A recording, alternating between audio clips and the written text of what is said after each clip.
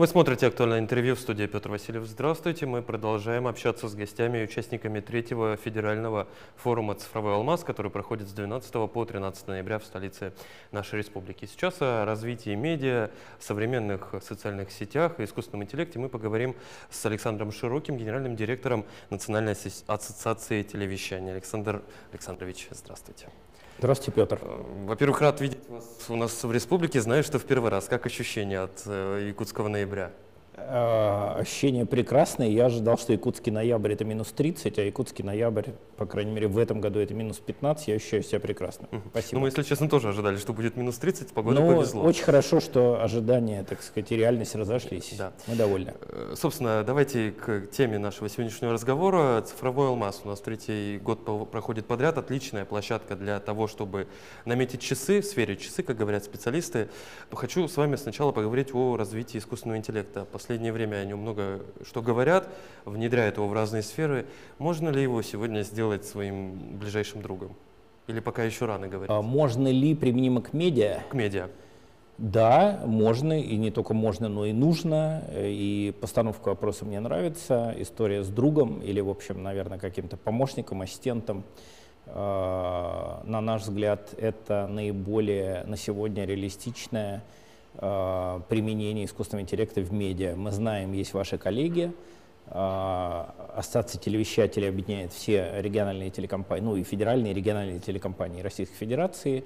Мы следим и держим руку на пульсе, так сказать, всего, что происходит в регионах. Буквально пару недель назад в Ставрополе была большая программистская конференция РУКОД, и там была секция по искусственному интеллекту для медиа.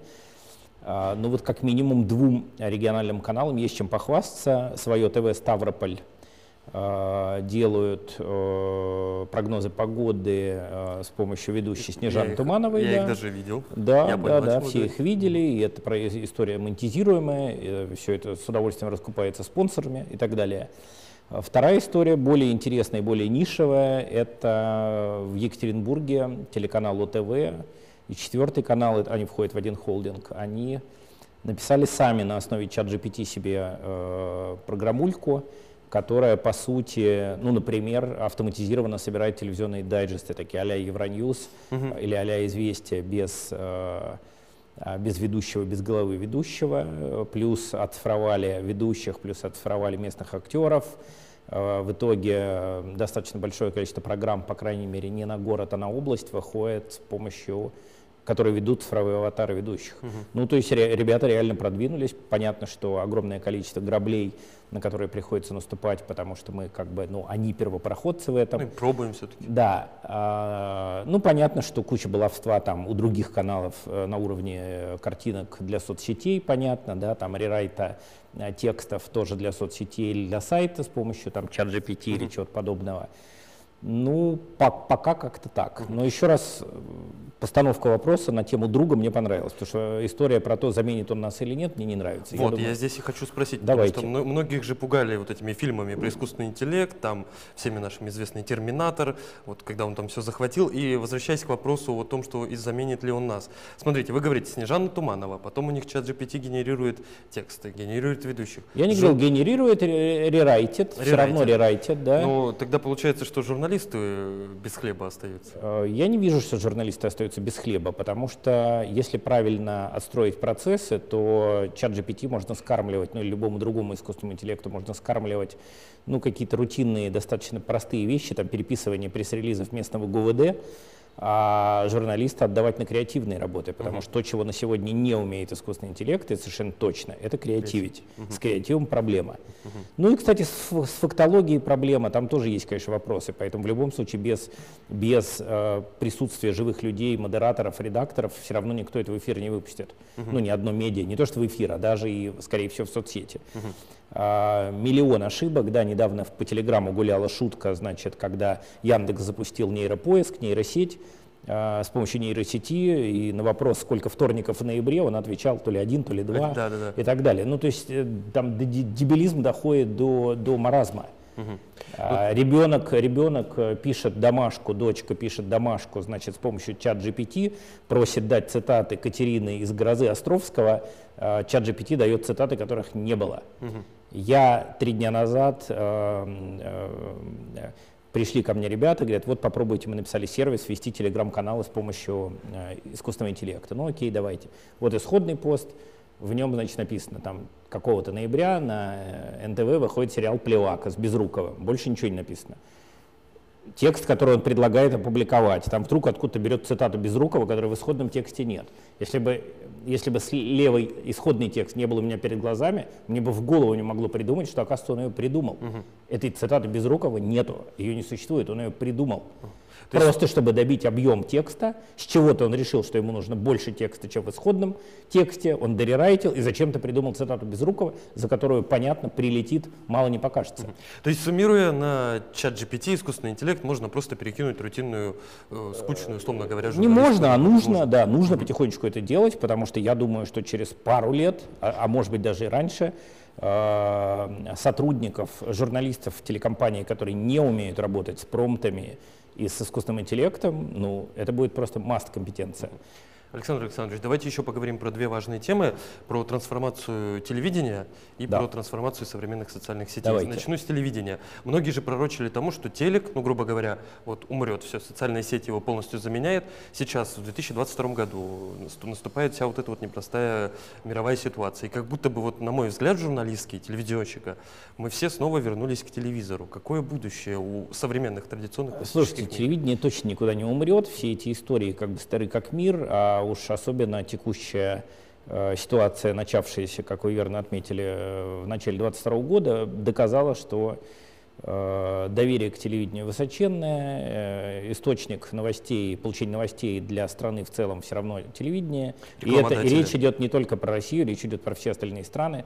Посмотрите, что сейчас было с выборами президента в Америке. Любое государство основным инструментом донесения информации и позиции своей до большинства населения видит телевидение, поэтому телевидение никуда не умрет.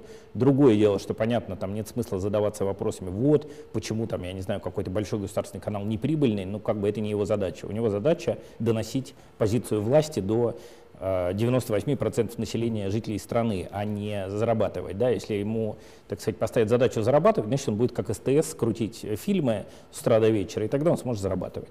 Новостное вещание стоит больших денег, поэтому сейчас это не вопрос про бизнес. Перспективы, ну, как бы я не вижу никаких перспектив на тему того, что оно куда-то исчезнет. Другое дело, что, понятно, трансформируется, идет трансформация и перераспределение медиапотребления между средами. Опять-таки, там, я не знаю, раньше я в детстве садился и там в 20:45 включал «Спокойной ночи, малыши» в детстве. Сейчас мой ребенок смотрит, например, телевизионное шоу телеканала Ю «Чада из ада», но смотрит его в Ютубе. И, понятно, в отложке, да, когда ей удобно. Ну, телевидение никуда не умрет. В любом случае в соцсетях одни из самых популярных проектов те же телевизионные, та же «Пятница», ТНТ и так далее. Вот, поэтому другое дело, что телевидение может умереть то, которое, конечно, не будет работать активно в диджитале, не будет эти среды, так сказать, сращивать, не будет, ну, так сказать, перебрасывать туда-сюда аудиторию и так далее. Поэтому, конечно, там без телеграм-каналов, без видеохостинговых историй, да, там, не знаю, Рутюб ли это, или ВК-видео, или кто угодно, конечно, будет непросто, но наоборот, я считаю, что телевидение не умирает, и телевидение развивается и растет за счет того, что удается привлечь как раз ту самую молодую аудиторию, которая в свое время телек потерял, а за счет всех этих, так сказать, тиктоков, снэпчатов там и каких-то прочих коротких видео, незапрещенных историй, да, там ВК-клипов или чего-то подобного, да, наоборот, удается еще порой омолодить аудиторию. Вот давайте тогда про возраст аудитории спросим. Всегда мне было интересно, как омолодить телевизор. Ну, условно говоря, по телевизорам я понимаю аудиторию, потому что многие же годы вот эта вот стигма существовала, что телевизор для бабушек и дедушек 45+. Молодая аудитория заходит только через новые медиа? Или Хороший вопрос. Ну, во-первых, мне 46 лет, я себя не отношу ни к бабушкам, ни к дедушкам, это явное преувеличение. Второе, как привлечь молодую аудиторию. Вопрос хороший.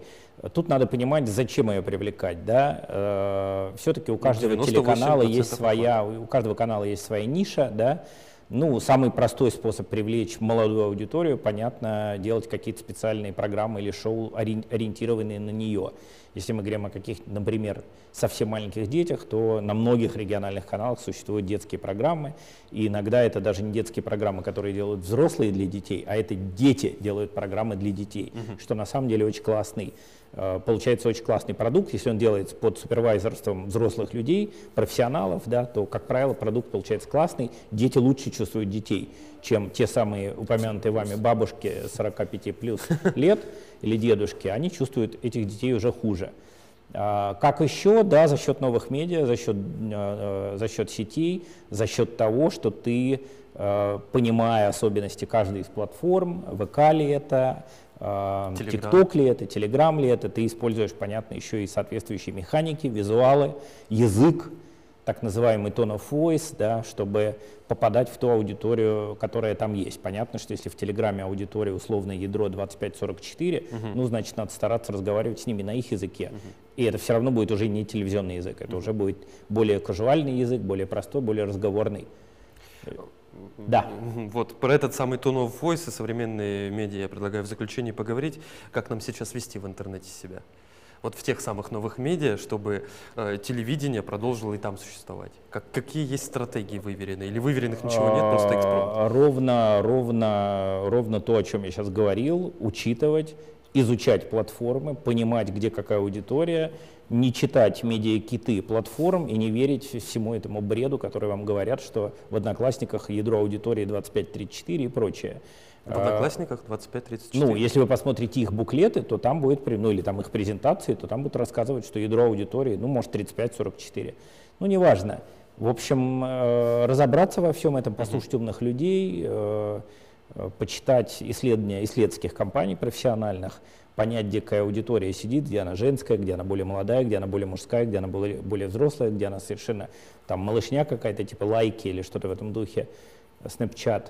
Ну и еще раз, и, соответственно, использовать тот язык, который той аудитории будет понятен. Заходить с языком, который использует телеканал «Звезда» в эфире, заходить с ним там в ТикТок как бы смысла нет. Надо, ну и, соответственно, надо что-то креативить, да, надо что-то додумывать. Это могут быть какие-то бэкстейджи, это могут быть какие-то спецпроекты и так далее. Но мы видим, что диджитал часть и федеральных каналов, и региональных каналов неплохо растет. У некоторых региональных каналов по 100 тысяч в Телеграме, как бы, ну, очень неплохо, очень неплохо. Ну, я уверен, что и форум «Цифровой алмаз» тоже в этом может прекрасно помочь. В заключение спрошу, какие ожидания от форума? Какие ожидания от форума? Ну, главное ожидание не заснуть на секции, которую буду модерировать. Все-таки перелет сказывается? Все-таки перелет сказывается, потому что в Москве 5 утра. Да, если серьезно, то ожидание, во-первых, посмотреть полезное мероприятие, послушать по возможности, потому что, во-первых, ну, достаточно забористая программа, во-вторых, поддержка Минцифры, это все-таки что-то дозначит, они не поддерживают все мероприятия подряд. Ну, возможно, какой-то нетворкинг, коммуникации, знакомства новые и так далее. Ну что ж, я уверен, что вас ждет интересные 2 дня. Александр, спасибо, что нашли время. Спасибо, Петр, за приглашение. Спасибо большое. Хорошего вам тоже эфира. Это было актуальное интервью. До встречи.